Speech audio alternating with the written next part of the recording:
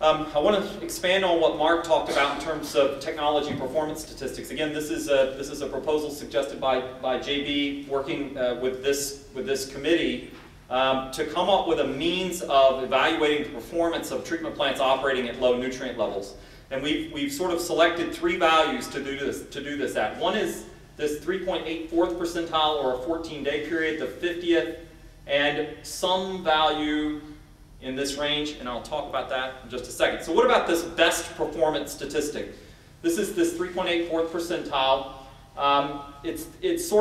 It's what we think this plant could do under the best conditions. It's absolutely not a value that we would use for permitting because it's exceeded 96% of the time. But it represents the best performance that this plant could do under a specific set of conditions and under circumstances how the plant is operated. Okay, so it gives us that feel for what's the best the plant can do. We also provide the median performance, and this is from all daily data, and the value here is in the development of ratios from the other 2 performance statistics. So we're going to talk about ratios between the median and this 2-week performance and the median and the best performance. I'm sorry, the median and the reliable performance. So the reliable performance is not a single value.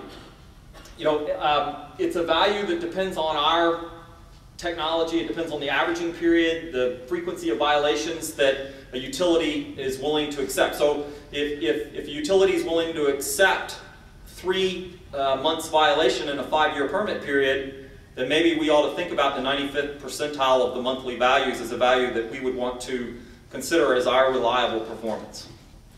And I'll talk about, I guess, the permitting implications of that in a second.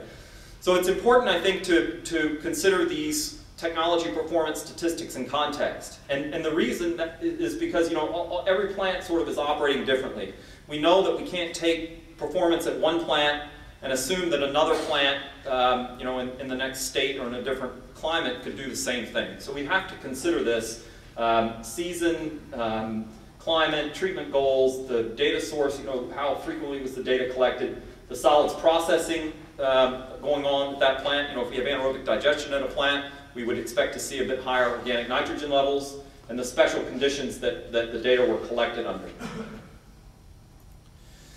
Okay, so this is a summary of these total phosphorus technology performance statistics, and I've simply ordered these by this best 14-day performance. And you can scan down the list and see that we're ranged from 4 micrograms per liter, which, I guess I would certainly question the analytical validity of these values, down to 90 micrograms per liter. And you can sort of see that, at some of these plants, here, this is an example down here, you see Blue Plains has a very good 2-week best performance, but the median value is considerably above that. And so these plants, for these plants, the ratios seem to be changing from plant to plant if we consider the 95th, the 50th, and the 3.8 and the 14-day performance together. And what this suggests to me, I think, is that we absolutely cannot define the performance of any plant or process based on one single value. The notion that the LOT is 3 milligram per liter and we can meet 3 milligram per liter at this plant is really a precedent that we don't want to set with this work. So I think this very clearly defines or shows us that we need to be defining performance based on a set of values: best performance, median performance, and reliable performance. And this reliable performance is what ought to be somehow worked into our permitting approach based on the averaging period and water quality requirements and so on. For most utilities, the current permitting approach requires near 100% reliability.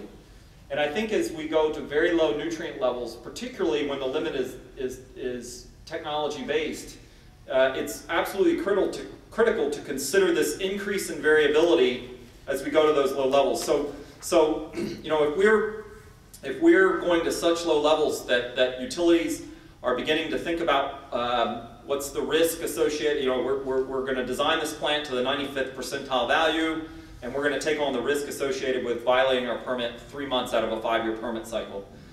If we're at that level, I think that suggests that we ought to consider permitting plants statistically as well.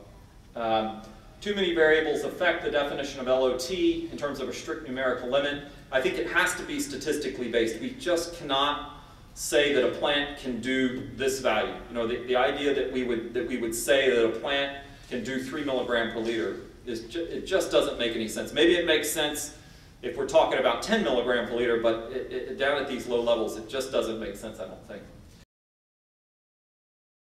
I think where the data is pointing us, and then obviously there's a lot of education and exchange of information that needs to happen along the way. And you know, we started this process by meeting with EPA and discuss and exchange ideas about, you know, things like this that we see, and they explain to us how they write permits and what are the constraints that they're under, and we explain this as the constraints we're under. And the idea is that through that dialogue, we'll be able to reach consensus on how to proceed forward. Now, obviously, we're not writing the regulations, so we can't really do that. We can just go argue and be the advocate for the industry and for others to have permit structures that we can is implementable and practical.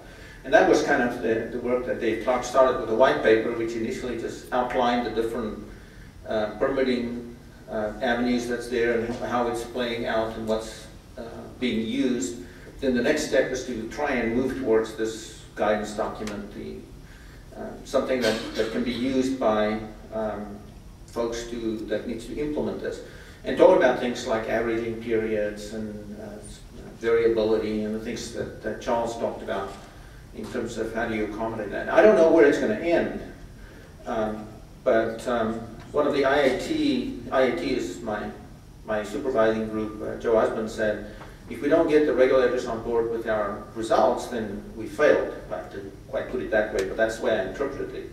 And I think he's right. So there is work to be done. We can spin our wheels and talk to each other and feel good about it.